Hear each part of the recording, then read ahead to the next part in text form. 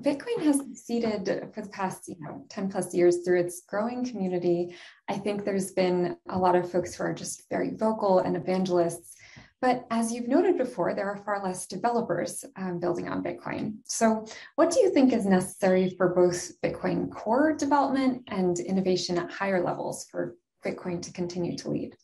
Yeah, I think if you would kind of like squeeze the history of the Bitcoin and crypto industry, I think there's basically the early days and then leading up to, I would say, 2017. I think 2017 was a big year, both because we saw the rise of Ethereum, right? Even though a lot of people in Bitcoin would kind of like hate whatever's going on in the Ethereum community, but there was the rise of Ethereum. Like Ethereum really started getting a lot more usage. And interestingly, it was the year when the Bitcoin community became more conservative than they used to be, because there was this internal kind of like block size debates and war happening, and at the same time they had an external enemy, sort of, right? And at the same time, a lot of the people who were tinkerers and developers who wanted to build kind of like new things, they almost had an option, like a real alternate option where they could go and try to experiment with those ideas. Before that, like most of that was just happening in Bitcoin, and a little bit like with other projects that were offshoots of Bitcoin, where someone would fork Bitcoin and basically make some changes to it, like Namecoin or other types of forks that existed at that time. Right? But Bitcoin was kind of like, always the place where most of the interesting even discussions about, different ideas or different things that can be built. And so there's a reason why when you dig deeper, you would notice that NFTs started on Bitcoin, but they started on Bitcoin in the pre-2017 era, right? Similarly, these concepts of even doing ICOs, like Bitcoin, the current Bitcoin Maximus crowd like hates these ideas. This started in Bitcoin, right? Like colored coins and all these other ideas of like actually raising money by issuing a token can be traced back to Bitcoin. Even concepts like starting new types of assets by doing merge mining, Namecoin, Satoshi was involved with Namecoin, right? And interestingly, so I think 2017 is a hard kind of like cutoff year where the Bitcoin community, there's a big shift. And instead of being more open and more friendly to developers, the mainstream argument actually became very defensive. Like people basically felt that they need to protect the core layer of Bitcoin because the core layer of Bitcoin was a little bit under attack at that time, right? Interestingly, that war is over, right? But there is still PTSD from it that exists even today. And what has happened is the overall industry has matured a lot more, right? So there are now much better developer libraries available, much more sophisticated engineers have actually entered the industry. And Bitcoin in that regard has been left behind, right? Because most of these developers are actually coming in and building in the Ethereum ecosystem, or more lately in the last year or two, in newer L1s like Solana, Avalanche, Algorand, and so on, right? So there's a clear almost like division in history. And what I would love to see is the Bitcoin community opening up to developers again. First of all, the Bitcoin base layer is no longer under attack. And I think that is a huge thing that everyone needs to realize and agree.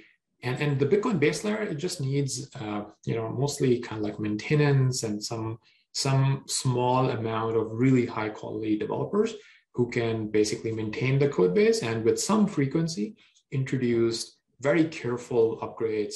Like the way the Taproot upgrade was done was actually a very, very responsible and the right way that things were handled. So I don't expect the Bitcoin core to upgrade rapidly over the years, and it doesn't need to either, right? So there needs to be a very high bar, a very careful process, a small number of really high quality developers are needed to maintain the base there. But what's completely missing is your app developers, people who want to use Bitcoin in all sorts of interesting ways. And I think over there, that is the misunderstanding that's going on in the current Bitcoin circles, especially the more maximalist circles, where they need to understand that if a developer comes in and is trying to build something on Bitcoin, that is not changing the base layer, they are in no shape or form harming Bitcoin, right? Either it's neutral for Bitcoin, you can just ignore it, right? Or they're actually benefiting Bitcoin, right? They're benefiting Bitcoin because these developers, they have options out there, right? So if there's a developer who's coming in and actually spending their time and effort trying to build something on Bitcoin, that is an extremely positive thing for Bitcoin. Worst case scenario, like if you're not convinced, you can ignore it and it's a neutral thing. But in no shape or form that person is trying to harm Bitcoin, because that person is not trying to change the base layer, right? And I think right now there's a huge need to revive the Bitcoin developer community. And I do think that, and by that I mean this broader developer community, not Bitcoin Core. Bitcoin Core is doing fine and obviously can see more support. A bunch of developers have left recently. And I think we're trying to change that. We're trying to make donations and do this. And I do think that our community can actually take a leadership position there because we are one of the most active dev communities in Bitcoin right now today, right? And so many companies in our ecosystem have capital. There's so many active grants and donations that are already being made in the ecosystem. And we are super friendly and super open to a bunch of other open source projects in the Bitcoin community as well. So I do think like in the coming months or later this year, we would actually see that recognition that, hey, look, Stacks is actually good for Bitcoin. Stacks is bringing like a ton of new developers to Bitcoin. Stacks is actually helping contribute to Bitcoin core development, is helping almost like capture developer mindshare and attention, which are very scarce and very valuable resources, and redirecting them to Bitcoin, just like how it was like in the pre-2017 era. And I do think that can really help unlock this broader Bitcoin economy, which everyone wants to see. Even the maximalists of a maxi would want to see their Bitcoin become more valuable and the Bitcoin ecosystem grow. So I think in the long run, like these recent kind of like changes and revival of the dev ecosystem is actually super interesting and super positive. Great. And so we spoke a little bit about some of the developer or some of the applications that might be possible. But what other features would you be interested to see built around Bitcoin? I think there's also been the question of privacy that came up recently. So curious on your comments. Yeah, so I think with the Stacks programming layer, the general model that people should have is any technology that you're excited about. You know, it could be ZK rollups, it could be Arbitrum style like fraud proofs. Those are kind of like scalability solutions, but also like privacy solutions like the ZK rollups and other ZK technology, like they have a huge privacy angle to it. So any of those technologies that you're excited about, with Stacks as a programming layer, it is very easy to bring those benefits and features and new types of things to the Bitcoin ecosystem. That's the first thing. I think that's huge news, right? Like, because I don't think a lot of people realize that if something is taking off in the rest of the crypto industry, now that you have the Stacks programming layer, you can actually just implement that right in the Bitcoin ecosystem. And obviously there is a trade-off, right? Because you're not implementing things at the Bitcoin base layer. So you're kind of like not benefiting from 100% of Bitcoin security, and Stacks kind of like benefits from Bitcoin security in other more specific ways. But there's always this separate security budget that the Stacks programming layer has. But if it starts getting a lot of traction, that security budget itself could be very, very large, right? So imagine that Ethereum has a security budget. Over time, it's entirely possible that the Stacks security budget is comparable to Ethereum, or maybe exceeds that over time, because the smart contract market around Bitcoin could be potentially very, very large, right? So that's one thing. And I think there are interesting ways that the Bitcoin base layer could also play a role in these technologies, but that would almost always require some sort of a Bitcoin improvement proposal. And those improvement proposals might be soft forks, which are relatively easier. They still take years and years to go through, but relatively easier to do. Or at some point, potentially if some change is big enough and it can benefit the community enough, like potentially even a hard fork, which is usually very hard to do in Bitcoin, and historically has been extremely hard to do. So I think, but if we can get the community and the ecosystem to a place where there's a ton of developer activity, stacks can upgrade much faster, right? So you can do much more experimentation on the stack side, and eventually you will know like precisely what type of changes are needed at the Bitcoin side. Maybe it's Merkle proof checking, or maybe it's some sort of new opcodes that you want to introduce at the Bitcoin layer. But I think once there are enough developers, and you can push for that, and you can push for those changes. But until then, like I think right now, stacks is your best bet, right? Because practically speaking, these things are already happening in the stacks ecosystem, and it requires zero changes from Bitcoin. You can just come in and start implementing these things today.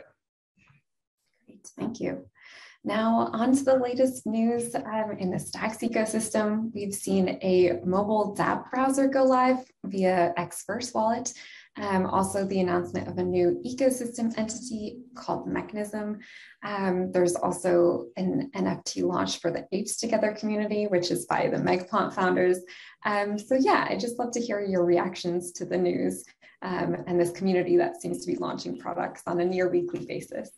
Yeah, so I think I might have said this before that for me at least, I think it was a big moment when I realized that I am sometimes on the receiving end of news, meaning that I have no idea that something was happening, and I find out along with everybody else. Like some years ago, I think the community was small enough that I would probably like have some sort of a heads up that I know that someone is working on something and so on. So the Xverse news, I know that they're doing an amazing job with the mobile wallet, but I had absolutely no idea that this is in the works. And when it came out, I saw it along with everybody else, and I'm as excited as other people. I do think it's a huge deal.